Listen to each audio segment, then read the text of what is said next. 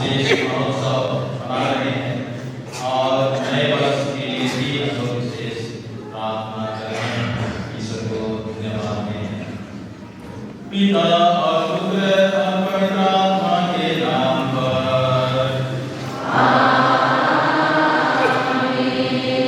आमीन। प्रभु यीशु क्रिस्त की कृपा, ईश्वर का प्रेम तथा पवित्र आत्मा का साथ आप सबों को प्राप्त हो।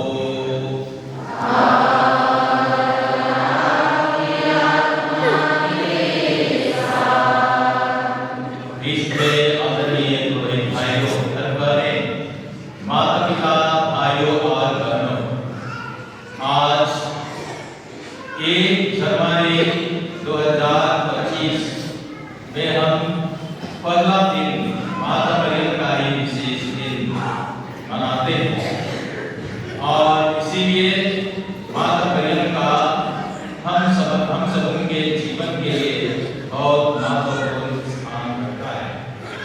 हमने क्रिस्त का जन्म पर मनाया, माता मरियम का ही विशेष स्थान रहा। हमने बीते रविवार को पवित्र परिवार का भी पर्व मनाया और उसी दिन हम 2025 का जुबली का भी उद्घाटन किया। पवित्र परिवार में भी माता मरियम का विशेष दिन रहा। आज हम 1 जनवरी को भी हम माता मरियम का माता होने का विशेष दिन याद करते हैं। साथ ही साथ आज इस नए साल का शुरुआत दिन भी है।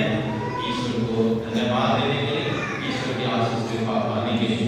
आइए तब इस पवित्र बलिदान को योग्य रीति से संपन्न करने के लिए हम अपने अपने गलतियों के लिए, पापों के लिए हम क्षमा मांगें। हम सब मिलकर बोलें, Yeah.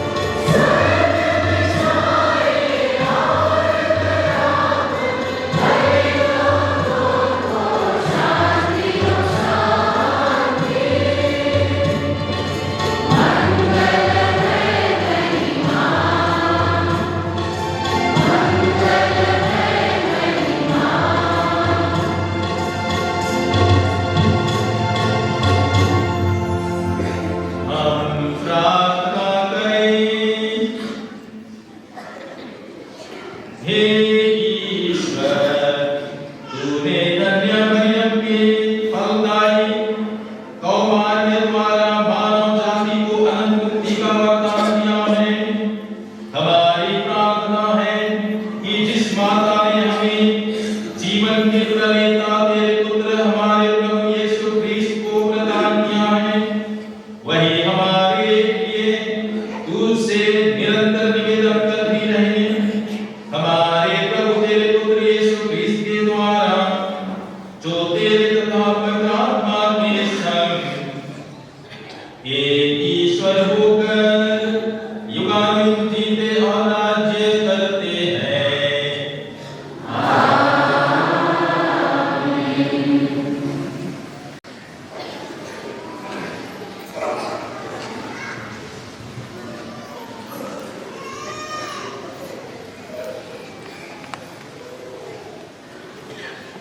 पहला पाठ।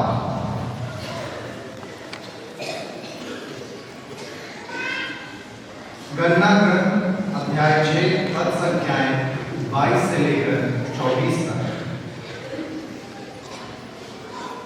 प्रभु ने मूसा से कहा, हारून और उसके पुत्रों से कहो, तुम इस्राएलियों को आशीर्वाद देते समय यह कहोगे, प्रभु तुम लोगों को आशीर्वाद प्रदान करे और सुरक्षित रखे। प्रभु तुम लोगों पर प्रसन्न हो और तुम पर दया करे। प्रभु तुम लोगों पर दया दृष्टि करे और तुम्हें शांति प्रदान करे। वे इस प्रकार इस्राएलियों के लिए मुझसे प्रार्थना करें और मैं उन्हें आशीर्वाद प्रदान करूंगा। प्रभु की वाणी।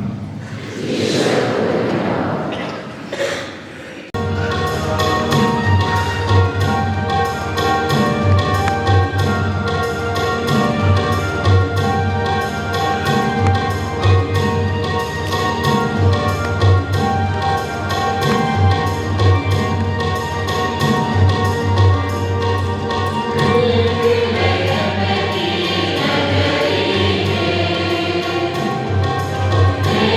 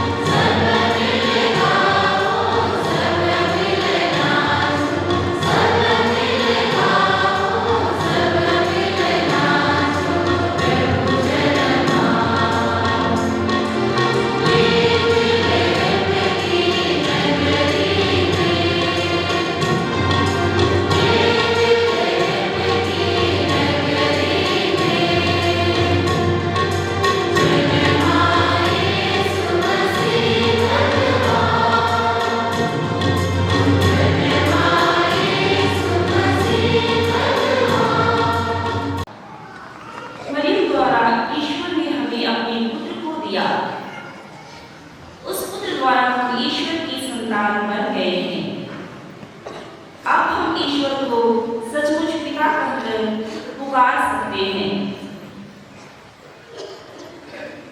गलातियों के नाम संत पौलुस का पत्र अध्याय 4 पद संख्या 1 से 7, पद संख्याएं 4 से 7। पाठ का मूल वचन है, ईश्वर ने अपने पुत्र को भेजा, वह एक नारी से उत्पन्न हुए। समय पूरा हो जाने पर ईश्वर ने अपने पुत्र को भेजा, वह एक नारी से उत्पन्न हुए और संहिता के अधीन रहे, जिससे वह संहिता के अधीन रहने वालों को छुड़ा सके और हम ईश्वर के दत्तक पुत्र बन जाएं। आप लोग पुत्र ही हैं। इसका प्रमाण यह है कि ईश्वर ने हमारे हृदयों में अपने पुत्र का आत्मा भेजा है, जो यह पुकार कर कहता है, अब्बा पिता। इसलिए अब आप दास नहीं पुत्र हैं, और पुत्र होने के नाते आप ईश्वर की कृपा से विरासत के अधिकारी भी हैं। यह प्रभु की वाणी है।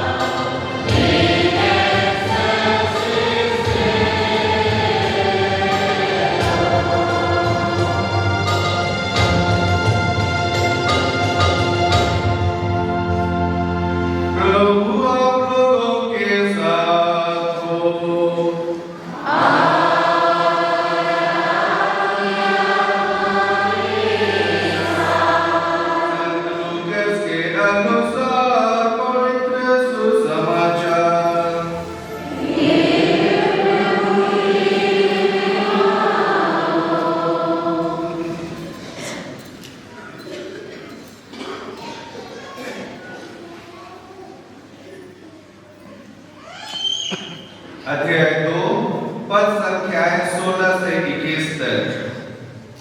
चरवाहे शीघ्र ही चल पड़े और उन्होंने मरियम, यूसुफ तथा चरनी में लेटे हुए बालक को पाया।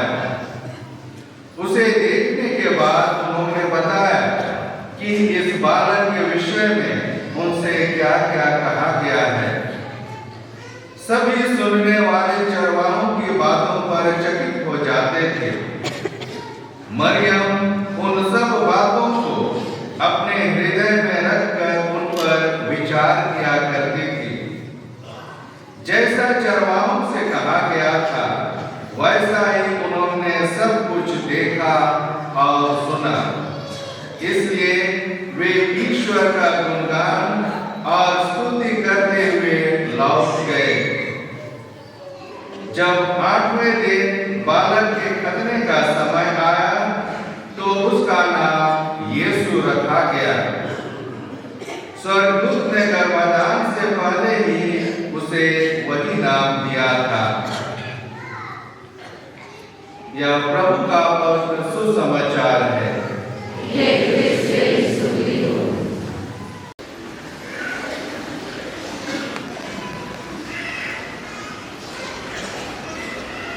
बीच में आदरणीय पुरोहित भाइयों, घर पर में माता पिता और सभी भाइयों और बहनों, जैसे शुरू में हमने कहा कि आज 1 जनवरी है 2025 का, और इसी 1 जनवरी के दिन कलीसिया माता मरियम का मां बनने का विशेष त्योहार मनाती है और यह उचित भी है हमारे कलीसिया में आगे बढ़ने के लिए। माता मरियम का विशेष हाथ रहा है हमारे मानव मुक्ति के लिए, यीशु क्रिस्त को इस दुनिया में आने के लिए। इसलिए कलीसिया आज के दिन में माता मरियम को विशेष याद करती है। आज यीशु क्रिस्त के जन्म का 8वां दिन है। यीशु क्रिस्त के खतने का भी दिन है। यीशु के नामांकन का भी, नामकरण का भी दिन है। आइए हम इस दिन में विशेष रूप से याद करें माता मरियम को। जैसे आज के सुसमाचार में भी हमने सुना कि माता मरियम जो कुछ भी घटना घट रही थी उसको अपने हृदय में संजोए रखती थी और उन पर मनन करती थी।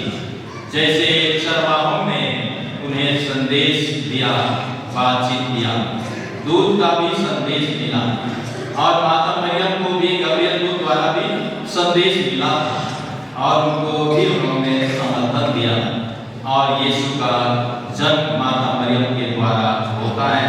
हम लोगों ने जन्म पर्व मनाया और पवित्र परिवार का भी हमने मनाया बीते रविवार को कि यीशु क्रिस्त, संत जोसेफ, संत मरियम का ये परिवार एक पवित्र परिवार रहा जो हमारे सभी परिवार के लिए आदर्श प्रस्तुत करते हैं।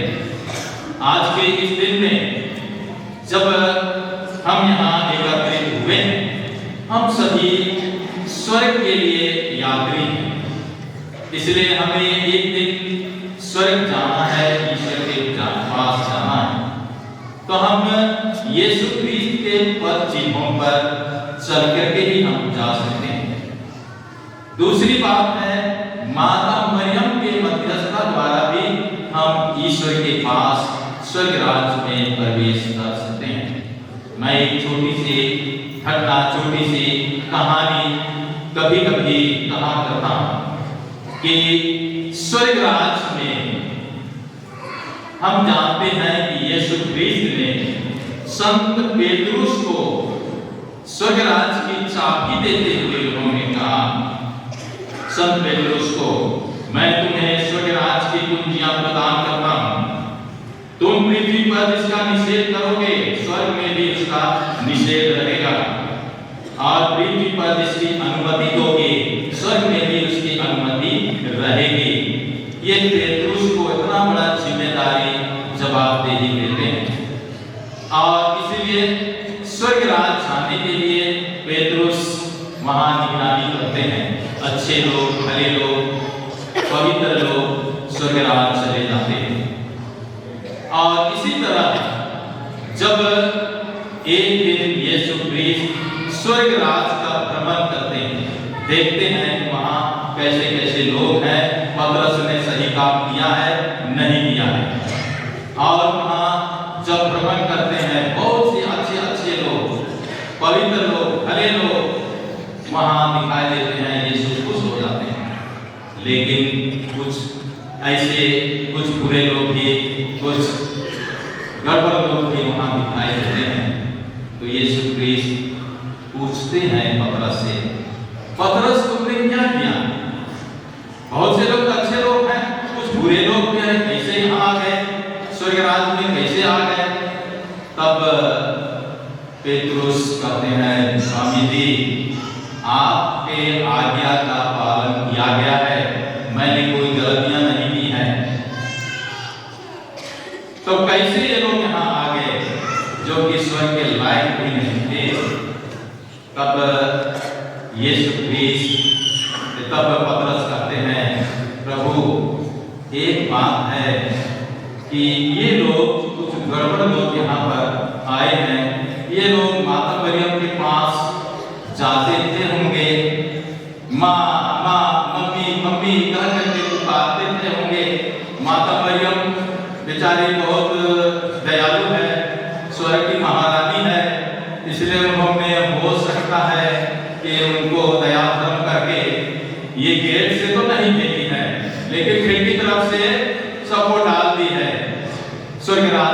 मैं क्या करूंगा स्वामी जी?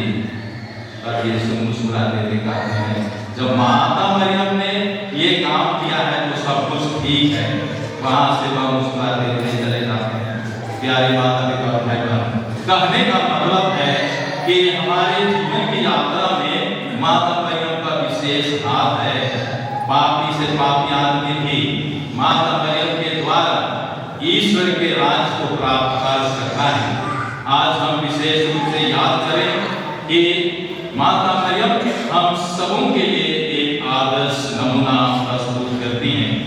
इसलिए हमें जरूरत है माता मरियम को की मध्यस्थता द्वारा उनके पास आने के लिए, क्योंकि हम जानते हैं कि माता मरियम में इतने सद्गुण भरे हुए हैं, प्रेम का, सेवा का, दया का, क्षमा का, और वे कृपा से परिपूर्ण की। इसलिए वह सभी कार्यों में धन्य थी और इसलिए यीशु भी धन्य का ही फल है। जैसे आज के दूसरे पाठ में संत पौलुस कहते हैं कि निर्धारित समय में ईश्वर ने एक पुत्र को दुनिया में भेजा एक नारी के द्वारा, और इसलिए वह धन्य मानी जाती है। और इसलिए आज के इस दिन में माता मरियम को विशेष याद किया जाता है। जो भी उनके पास आएंगे माता मरियम कभी ठुकराती नहीं है।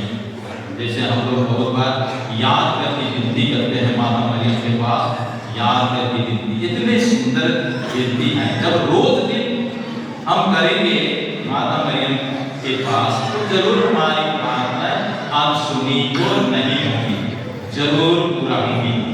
इसलिए आज हम याद करेंगे माता की ममता को और उनके पास आने की कोशिश करेंगे। हमारे जीवन की यात्रा में कभी हम फेल नहीं होंगे, हम जरूर सफल होंगे। आज हम नए वर्ष में ही प्रवेश कर रहे हैं। यह नया वर्ष हम सबों के लिए एक नया दिन है। इस नए वर्ष का स्वागत हम कैसे करेंगे? लोग विभिन्न तरीकों से स्वागत करते हैं। या तो वे लोग जैसे 12 बजे के बाद में रात से कह रहे होंगे हैप्पी न्यू ईयर, खुश नया साल, ये खुश नया साल, हैप्पी न्यू ईयर, ये कहने मात्र से सब कुछ नया साल खुश नहीं हो जाता है, हैप्पी नहीं हो जाता है। लेकिन उसके लिए हमें प्रयास करने की जरूरत होती है। कुछ लोग करते हैं, कुछ लोग सोचते हैं कि अच्छा अच्छा कपड़ा पहन लेंगे, सुंदर सुंदर कपड़ा पहन लेंगे, नए साल का स्वागत करेंगे। कुछ लोग कहेंगे हम अच्छा से अच्छा खाना पकाएंगे, खाना खाएंगे, पीना भी करेंगे, इतना खुश लगेगा, नए साल का स्वागत करेंगे। पिकनिक जाना, नाच गान करना, गाजा बाजा, नाच गान, ये सब आनंद मनाना, ये हमारा स्वभाव है।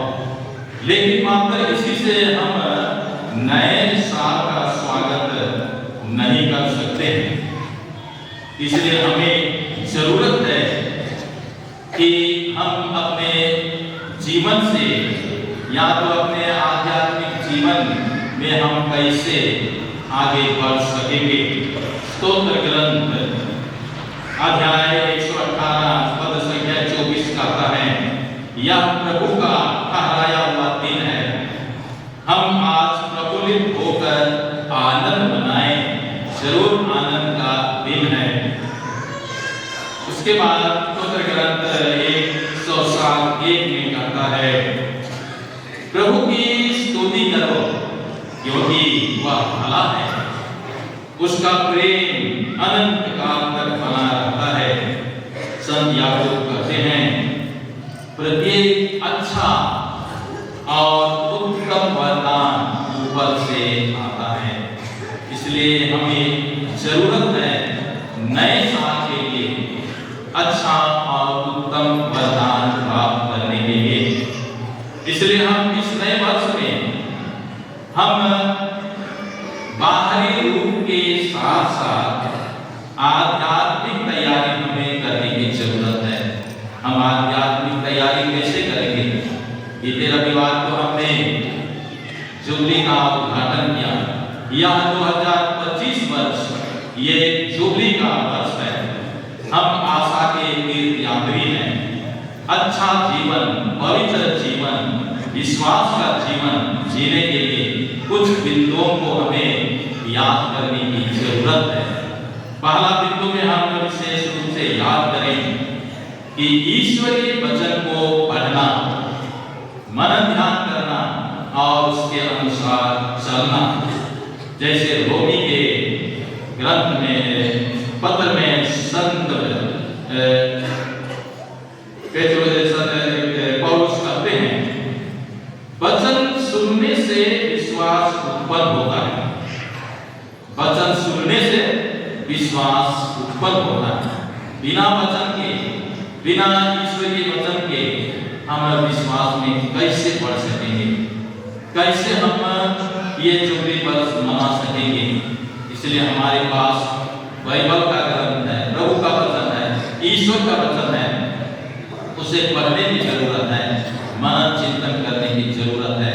जैसे माता मरियम सब कुछ देखती थी, सुनती थी और अपने दिल मन में वह संजोए रखकर उस पर मनन करती थी। हमें भी आवश्यकता है आध्यात्मिक जीवन में आगे बढ़ने के लिए ईश्वर के वचन को अपने दिल में, मन में रखना और उस पर मनन करना। दूसरी बात है कि हमें प्रेम के मार्ग पर चलने की जरूरत है। ये प्रेम का अभाव भी हमें निराशा की ओर ले जाता है। जब जहाँ कहीं भी प्रेम है वहाँ शांति है, अमन चैन है। इसलिए हम सबों को एक प्रेम का जीवन व्यतीत करना है।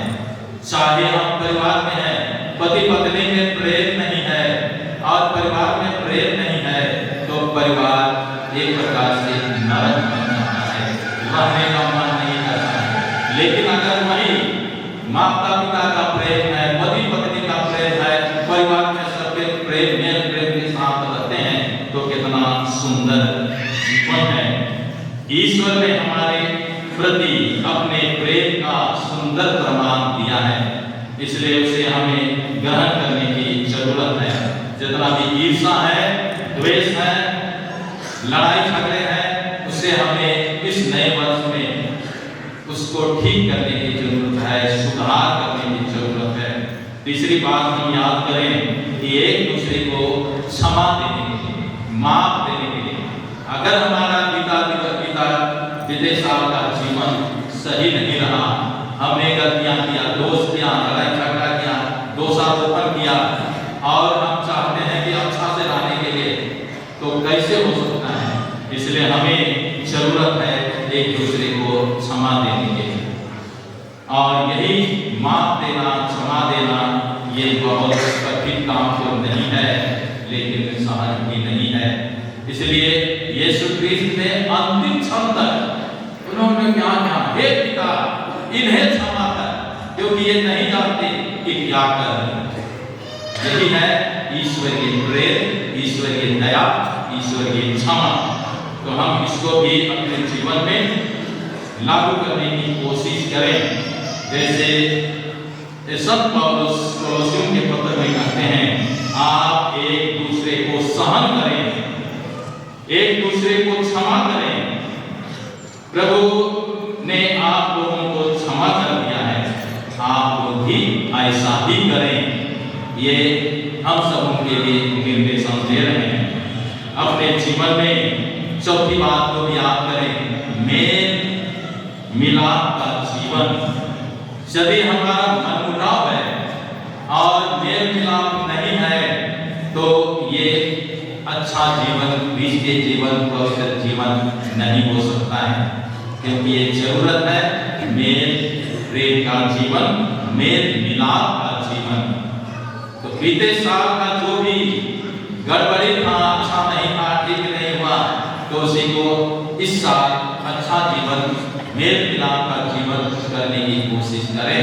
चाहे परिवार में, चाहे हमारे धर्म समाज में, चाहे अगर हमारा जीवन मेल मिलाप का जीवन नहीं है तो हम कैसे क्रिश्चियन जीवन बिता सकेंगे? यीशु क्रिस्त ने क्या कहा? मैं तुम्हें प्यार करता हूं, तुम भी एक दूसरे को प्यार करो। आपसी प्रेम हमें जरूरत है। इसलिए हम याद करें कि हमारे जीवन में हम तो एक यात्री हैं। जब कभी हम यात्रा करते हैं, चाहे इसी रोड में जाते हैं, किसी भी रोड में जाते हैं, साइन बोर्ड लिखा हुआ है, सावधानी घटी दुर्घटना घटी। यही हमारे जीवन की यात्रा में हमें भी सावधान रहने की जरूरत है।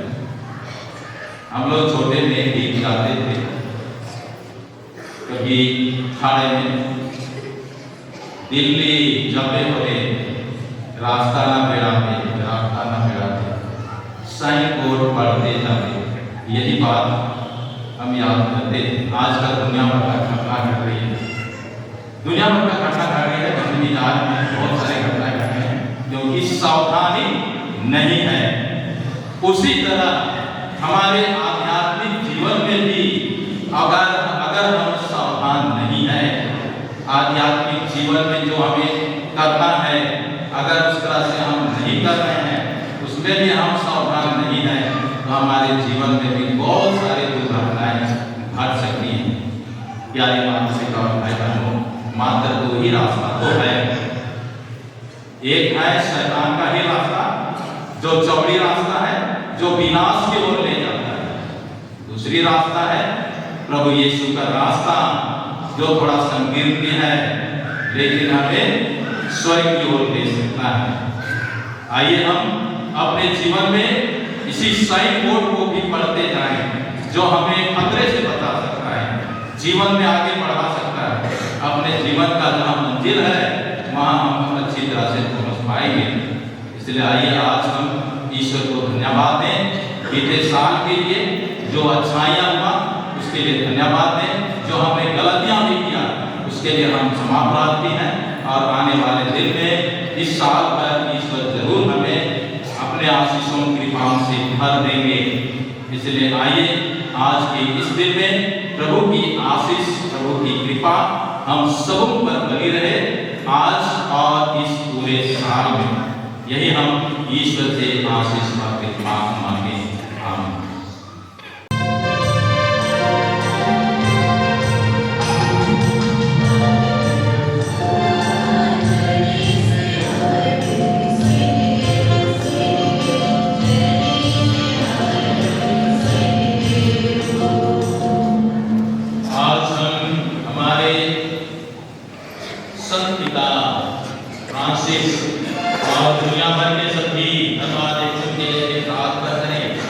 अपने अपने धर्म प्रांत या कार्य क्षेत्र में वे काम कर रहे हैं, प्रभु की आशीष कृपा वे प्राप्त करें ताकि वे प्रभु के राज्य के विस्तार में अपना काम, अपना योगदान दे सकें। इसके लिए हम निवेदन करें।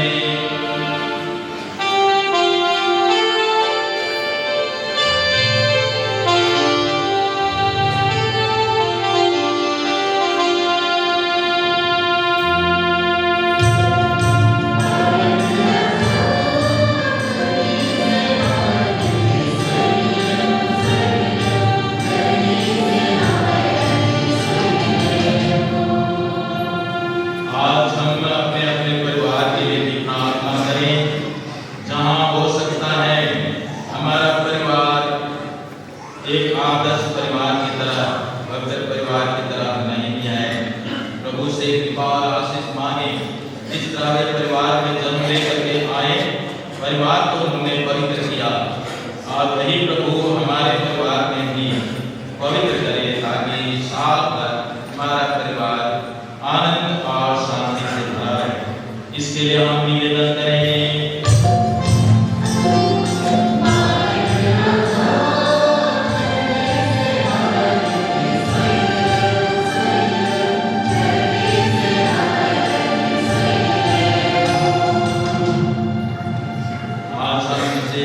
प्रार्थना करें कि हमारे घर परिवार में हो सकता है बहुत से माता पिता, भाई बहनें या रिश्तेदार बीमार से पीड़ित हैं, बुढ़ापे या अन्य प्रकार से लाचार हैं, ईश्वर उनको की दिलासा दे, सांत्वना दे, उनकी बीमारी से भला चंगा करें। इसके लिए हम निवेदन करें।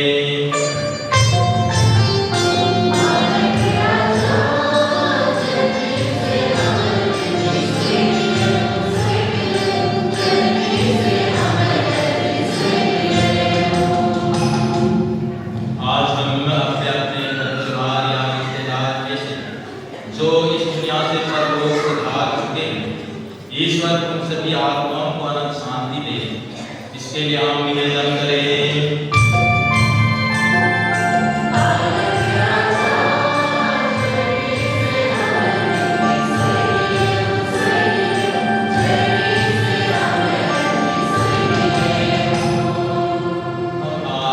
अपने लिए भी प्रार्थना करें, जो भी हम कार्य कर रहे हैं, चाहे हम परिवार के पिता हैं, माता हैं, भाई बहन, बाल बच्चे हैं, हम धर्म समाजी हैं, सिस्टर पुरोहित हैं, हमारा भी अपना अपना दायित्व है, कर्तव्य है, उसको इस साल अच्छी तरह से निभा सकें, कार्य कर सकें, प्रभु की आशीष हमें प्राप्त हो। इसके लिए हम निवेदन करें।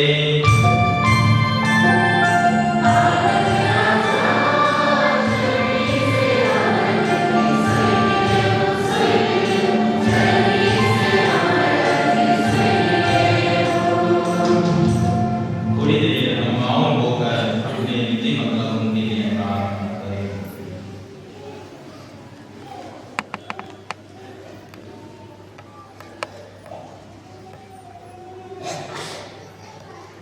हे प्रभु हमारे ईश्वर, हमारी मरियम ने ईश्वर तथा मनुष्यों को अपने निष्कल गर्भ में धारण करने का सौभाग्य प्राप्त किया था। उनकी मध्यस्थता द्वारा तेरे भक्तों की प्रार्थनाएं तेरे सम्मुख पहुंचे। हम यह प्रार्थना करते हैं उन्हें हमारे प्रभु क्रिस्त के द्वारा।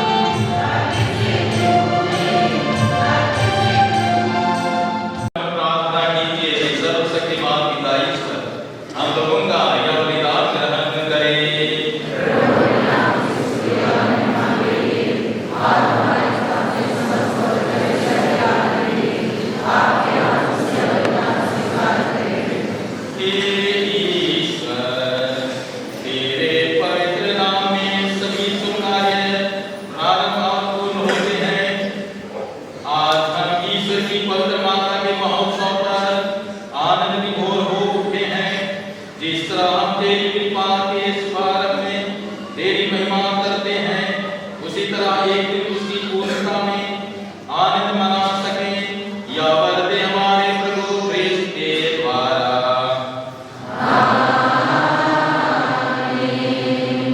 प्रभु आप लोगों के साथ हो।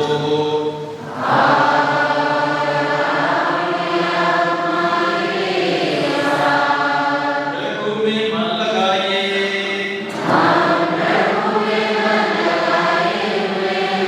हम अपने प्रभु ईश्वर को धन्यवाद दें।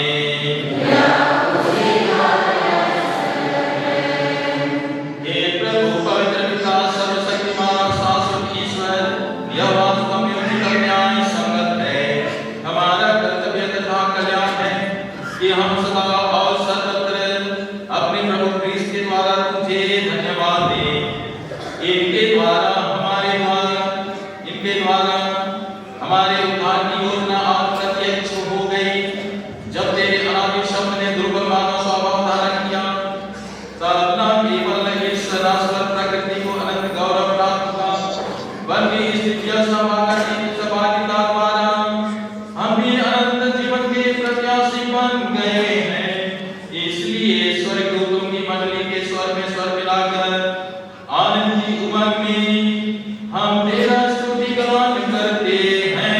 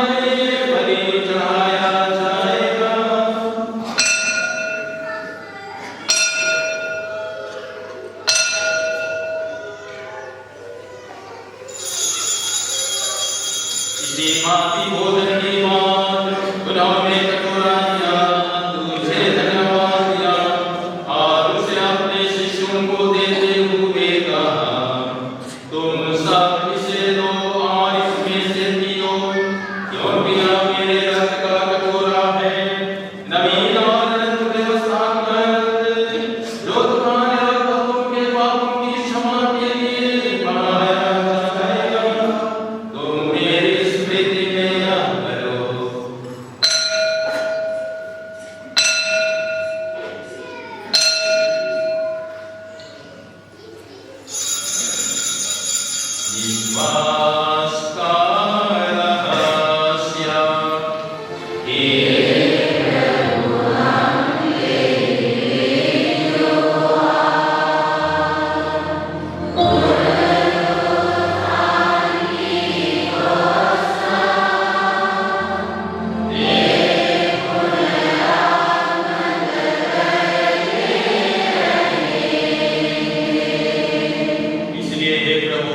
क्रीस्त की मृत्यु और पुनरुत्थान की स्मृति में तुझे जीवन की रोटी और मुक्ति का कटोरा चाहते हैं। हम तुझे धन्यवाद देते हैं कि तूने हमें अपने सम्मुख उपस्थित होने और अपनी सेवा करने का सौभाग्य प्रदान किया। हमारा निवेदन है कि हम सब क्रिस्त का शरीर और रक्त ग्रहण करके पवित्र आत्मा के द्वारा एकता के सूत्र में बंधे रहे। हे प्रभु, हमारे संत पिता फ्रांसिस, हमारे धर्माध्यक्ष और सभी याजकों के साथ विश्व भर में पहले अपनी कलीसिया के सुदेले तथा इसे प्रेम में सिद्ध बना दे। हमारे उन भाई बहनों के भी सुदेले जब पुनरुत्थान की आशा में पदक सुधार चुके हैं, उन्हें और सभी मृतकों को अपने दर्शन का सौभाग्य प्रदान कर हम सब प्रतिष्ठिता कि हम भी अनंत जीवन के सहभागी बने और ईश्वर की माता धन्य कुमारी मरियम, उनके वक्त धन्य यूसुफ, धन्य प्रेरितों तथा सब संतों के साथ जो युग युग में तेरे प्रति विश्वस्त बने रहे, तेरी स्तुति और महिमा कर सके, तेरे पुत्र यीशु क्रिस्त के द्वारा।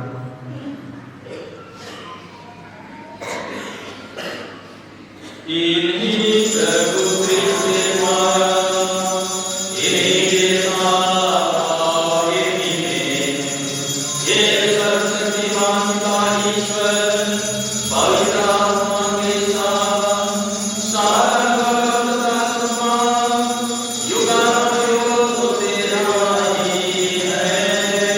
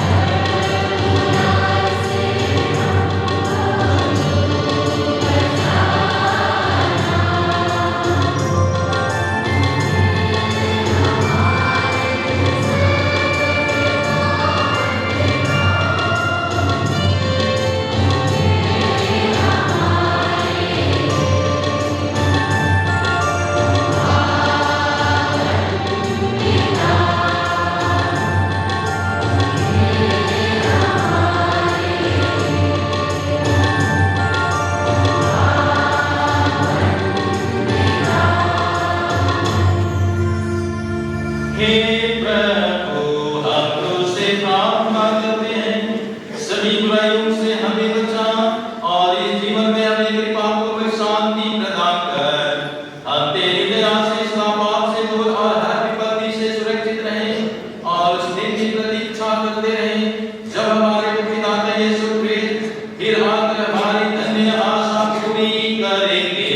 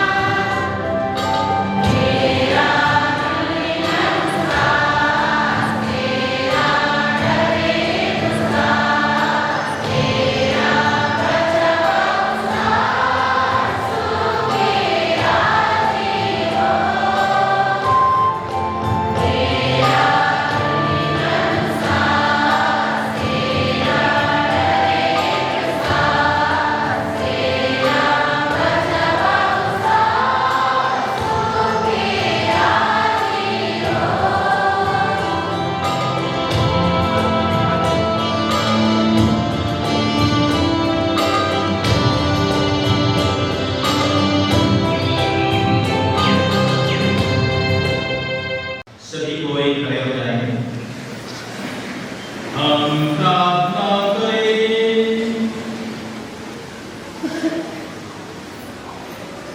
हे प्रभु, हमने यह स्वर्गीय संस्कार आनंद पूर्वक ग्रहण किया है। तेरी कृपा से यह हमें अनंत जीवन के मार्ग पर अग्रसर करे, क्योंकि हम सहर्ष घोषित करते हैं कि नित्य तुम्हारी धन्य मरियम तेरे पुत्र की जननी और कलीसिया की माता है। हम यह प्रार्थना करते हैं अपने प्रभु क्रिस्त के द्वारा।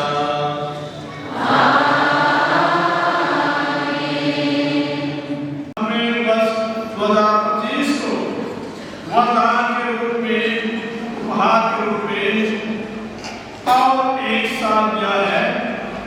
इस नए साल के लिए ईश्वर को धन्यवाद देने के लिए तीसरा कारण है आज कलीसिया मां मरियम का ईश्वर की मां होने का पर्व मनाती है। मां मरियम का ईश्वर की मां होने की उपाधि का सम्मान करती है। हम इन तीन महान एवं पवित्र दिन में ईश्वर को धन्यवाद देने इस महाकृत्य में एकत्र हुए हैं।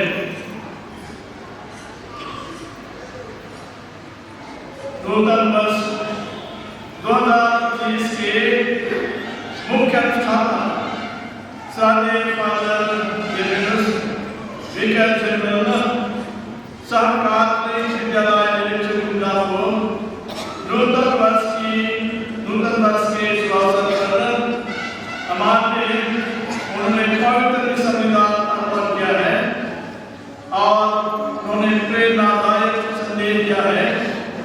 इस मंडली की ओर से उन्हें तहे दिल से धन्यवाद देता हूँ और भक्तिमय की संचार के द्वारा इस समारोह को आत्मा में बनाया। मैं मंडली की ओर से उन्हें तहे दिल से धन्यवाद देता हूँ।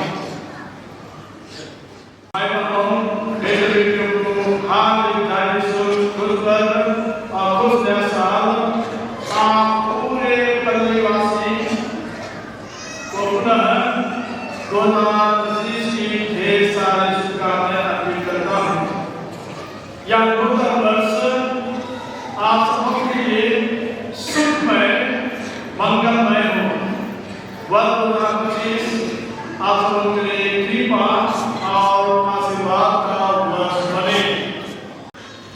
क्रिस्त में मेरे प्यारे बहनों, हम सभी 29 दिसंबर 2024 को आशा के गीत यात्री के विषय जो हमारे संत फ्रांसिस ने दिया है और 2025 को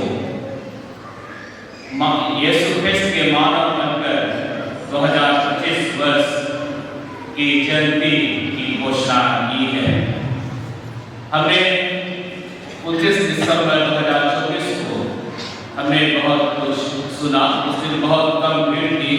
हमारे पुरोहित जानते हैं कि आप सबों को कुछ जानकारी हमने संत पिता फ्रांसिस ने अपना विशेष पत्र आशा निराश नहीं करती, आशा निराश नहीं करती, लैटिन में स्ट्रेस ऑन कॉन्फिडेंस जारी करते हुए यह निर्देश जारी किया था कि 24 दिसंबर 2024 क्रिश्चियन की रात्रि को स्वयं उन्होंने रोम के सेंट पेट्रोस बसिलिका में जयंती 2025 का विधिवत शुभारंभ किया और उन्होंने सभी बिशपों को या सभी धर्मप्राण को निर्देशित किए थे कि धर्मप्राण के धर्माध्यक्ष अपने धर्मप्राण में महाविद्यालय में 29 दिसंबर 2024 को पवित्र परिवार के पर्व के दिन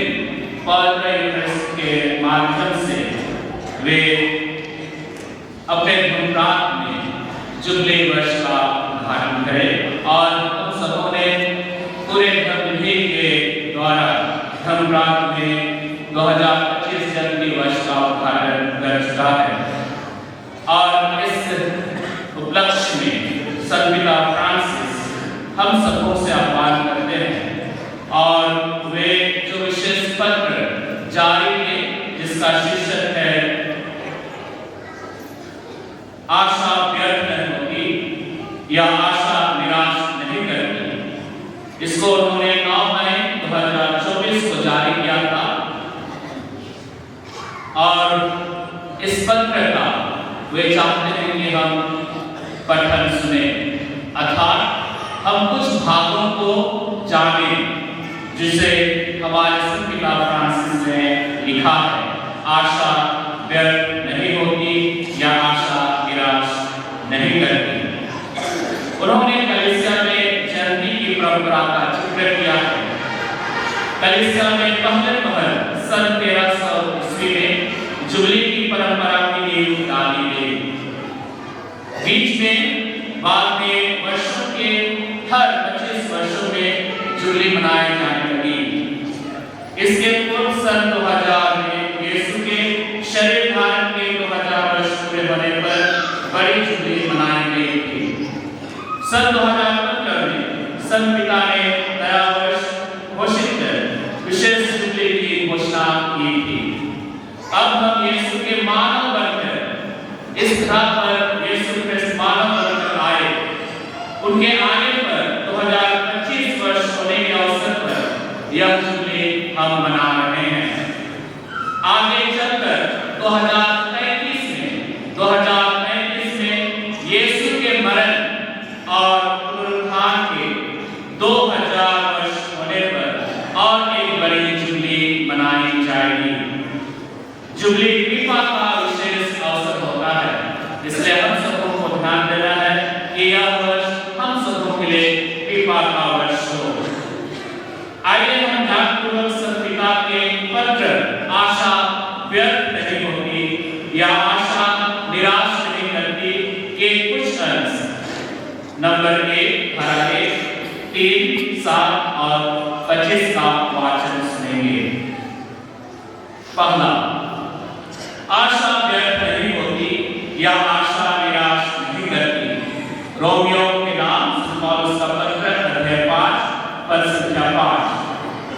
प्रेरित पौलुस ने आशा की भावना से प्रेरित प्रोत्साहन के लिए शब्द रोम के ईसाई समुदाय के लिए कहा। आने वाली जर्नी का केंद्रीय संदेश भी यही है। प्राचीन परंपरा के अनुसार संत पिता हर 25 वर्ष में जर्नी घोषित करते हैं। मेरे विचार उन सभी आशा के यात्रियों की ओर है जो 5 वर्ष का अनुभव करने के लिए रोम की यात्रा करेंगे और उन सभी अन्य लोगों की ओर जो प्रेरितों पेट्रुस और पौलुस के इस शहर में जाने में असमर्थ होने के बावजूद इसे अपनी अपनी स्थानीय कलीसियाओं में मनाएंगे। जबकि सबों के लिए प्रभु यीशु के साथ वास्तविक और व्यक्तिगत साक्षात्कार का शब्द हो जा जो हमारे उद्धार का द्वार है। यूहन्ना अध्याय 10 पद संख्या 7 से 9। कलीसिया को यह दायित्व सौंपा गया है कि वह यीशु को हर जगह और समूह के लिए हमारी आशा के रूप में घोषित करें। तिमोथी अध्याय 1 पद संख्या 1। हर कोई जानता है कि आशा क्या है। प्रत्येक व्यक्ति के दिल में आने वाली अच्छी चीजों की इच्छा के रूप में आशा रहती है। भले ही हम यह ना जानते हो कि भविष्य क्या लेकर आएगा, फिर भी भविष्य के बारे में अनिश्चितता कभी-कभी परस्पर विरोधी भावनाओं को जन्म दे सकती है, जैसे आत्मविश्वास और आशंका की, शांति और चिंता की, दृढ़ विश्वास और संकोच या संदेह की आदि। हम अक्सर ऐसे लोगों से मिलते हैं जो हतोत्साही, निराशावादी और भविष्य को लेकर कटु और नकारात्मक होते हैं। मानव कुछ भी उन्हें खुशी नहीं दे सकता। हम सबों के लिए जन्म की आशा में नवीनीकृत होने का एक अवसर हो। हम सबों को अपने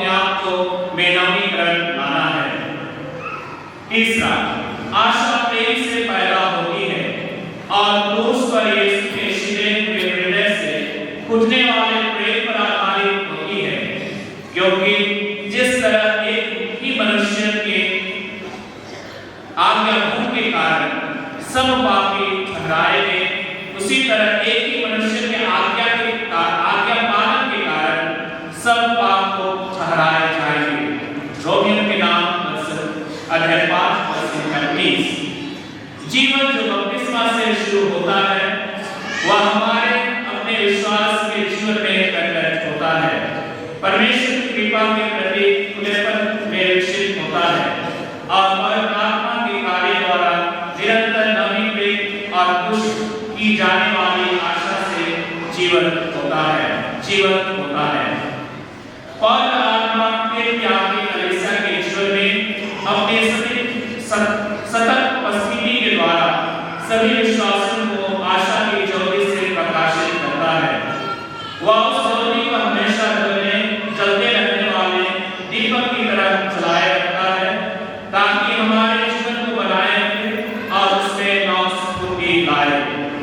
ख्रिस्तीय आशा धोखा नहीं देती या निराश नहीं करती, क्योंकि यह इस निश्चितता पर आधारित है कि कोई भी चीज और कोई भी व्यक्ति हमें कभी भी परमेश्वर के प्रेम से अलग नहीं करता।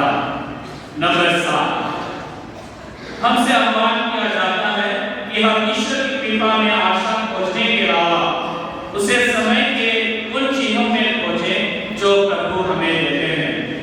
जैसा कि द्वितीय वाटिकन महासभा ने कहा है कि हर युग में कलीसिया की जिम्मेदारी है कि वह समय के चीजों को पहचाने और समाचार के आलोक में उनकी व्याख्या करें। इस तरह वह हर पीढ़ी के लिए उसके अनुकूल भाषा के इस वर्तमान जीवन और आने वाले जीवन के अर्थ के बारे में लोगों के निरंतर पूछने वाले सवालों का और कैसे एक दूसरे से संबंधित है उनका जवाब दे सकते हैं। हमें अपनी दुनिया में व्याप्त अपार अच्छाइयों को पहचानने की जरूरत है, ताकि हम खुद को बुराई और हिंसा से हारे हुए ना समझें। समय के ये चीज जिनमें मानव हृदयों में व्याप्त ईश्वर की मुक्तिदायी उपस्थिति की गलत शामिल है, उन्हें आशा के चिन्ह बनना है। हम सबों को आशा के चिन्ह बनने के लिए आह्वान किया गया है। नंबर 25, आइए हम भी अभी इस आशा की ओर आकर्षित कर चलें। हमारी साक्षी के माध्यम से आशा उन सबों पर फैल सकती है जो चिंतित होकर इसकी तलाश करते हैं। जिस तरह से हम अपने जीवन जीते हैं वह उन्हें कई शब्दों में यह कहे, प्रभु की प्रतीक्षा करो, दृढ़ रहो, हिम्मत रखो। प्रभु की प्रतीक्षा करो, भजन 27 पर 14। आशा की शक्ति हमारे दिलों को भी भर दे, क्योंकि हम विश्वास के साथ प्रभु यीशु मसीह के आगमन का इंतजार कर रहे हैं, जिनकी प्रशंसा और महिमा अभी और सदा होती रहे। प्यारे भाई बहनों, हम सभी एक यात्री हैं और संत पिता ने जुबली के अपने विशेष पत्र आशा निराश नहीं करती की धारा 5 में लिखा है कि एक यात्रा जुबली का एक मौलिक तत्व है, अर्थात यह आशा के तीर्थ यात्री का विषय हम सबों को तीर्थ यात्रा करने के लिए आह्वान करता है। तीर्थ यात्रा करना यह मौलिक तत्व है। अतः तीर्थ यात्रा का अर्थ जिसे हम अपने मानव जीवन में जीते हैं, उसका अर्थ यदि हम खोजें तो यह है हमारा जीवन जिसे हम रोज दिन आगे बढ़ते जाते हैं। तीर्थ यात्रा में निकल पड़ना मानव जीवन में अर्थ की खोज का प्रतीक है। हम में से प्रत्येक पृथ्वी पर तीर्थ यात्री हैं। उसी तरह कलीसिया भी एक तीर्थ यात्री कलीसिया है। यीशु ने अपने क्रूस द्वारा हमें मुक्ति की आशा प्रदान की है। उसी आशा के साथ हम सभी महागिरजा जो जुबली क्रॉस यहाँ पर है उसकी आराधना करने के लिए तीर्थ यात्रा के रूप में बीच बीच में इस वर्ष आया है और उसकी उपासना करें। और इसलिए हम सबों को आशा की तीर्थ यात्री कहा गया है। ख्रिस्त में मेरे प्यारे बहनों, यह हमारे लिए जल्दी वर्ष में प्रवेश करने का प्रतीक है। जल्दी के शुभारंभ के प्रतीक में हम सबों ने उस दिन 29 दिसंबर 2024 को महागिरजाघर के मुख्य द्वार में प्रवेश किया। यह कलीसिया के 4 प्रमुख बसिलिकाओं का पवित्र दरवाजा जो जुबली वर्ष में खोला जाएगा और खोल दिया गया है। हमारे महागिरजाघर का दरवाजा भी खोल दिया गया है। हमारे संत पिता ने 24 दिसंबर की रात्रि को संत पेट्रोस बसिलिका का द्वार खोला। 19 दिसंबर को वे संत जॉन लैटन बसिलिका का द्वार खोल दिया है। 1 जनवरी अर्थात आज 2025 को वे मरिया मजोरे बसिलिका का द्वार खोलेंगे और 5 जनवरी 2025 को संत पॉल बसिलिका का द्वार खोलेंगे। इन सभी बसिलिकाओं को जुबली वर्ष के लिए तीर्थ यात्रा केंद्रों के रूप में चिन्हित किया गया है। यदि आप सभी जा सकते हैं, जा पाएंगे तो वहां जा सकते हैं। अतः हम हमारे महागिरजाघर में तीर्थ यात्रा के लिए आए। साथ ही साथ हम इस वर्ष प्रार्थना करें एक दूसरे के लिए, विशेष करके एक दूसरे के लिए, ताकि जो हमारे बीच में बुराइयां हैं, जो समस्याएं हैं, उनका हम सामना कर सकें। साथ ही साथ दिन दुखों को देखना, बीमारों को देखना हमारा कर्तव्य है। साथ ही साथ हम सबों को हमेशा यदि कोई पीड़ित है तो उनका सहारा बनना है। चलिए तब हम एक दूसरे की मदद, प्रार्थना और एक दूसरे की देख-रेख करते हुए इस वर्ष जो जुबली वर्ष है 2025, यीशु के मानव अवतार इस दुनिया में आने का हम प्रत्येक दिन अपनी यात्रा, जीवन यात्रा में हम मना सकें।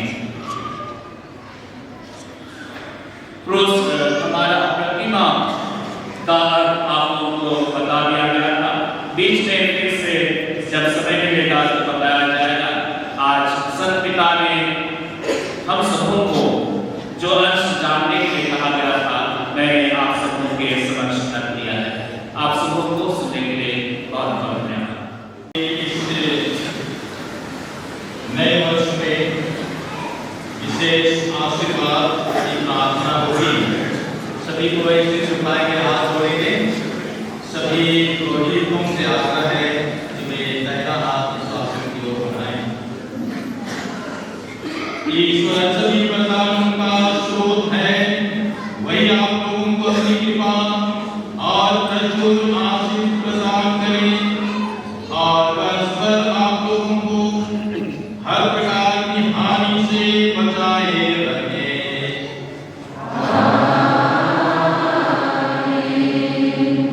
वह आप लोगों को विश्वास में अटल, भरोसे में धैर्यवान और प्रेम में पवित्र बनाए रखे।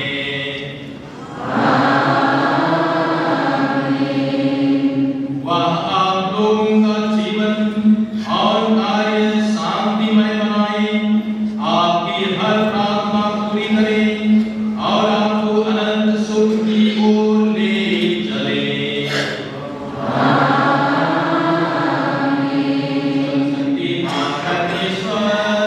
पिता और पुत्र और पवित्र आत्मा आप सबको आशीर्वाद प्रदान करें।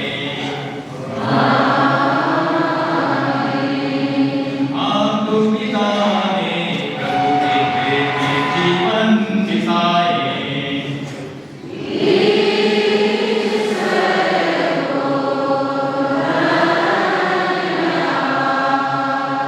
सभी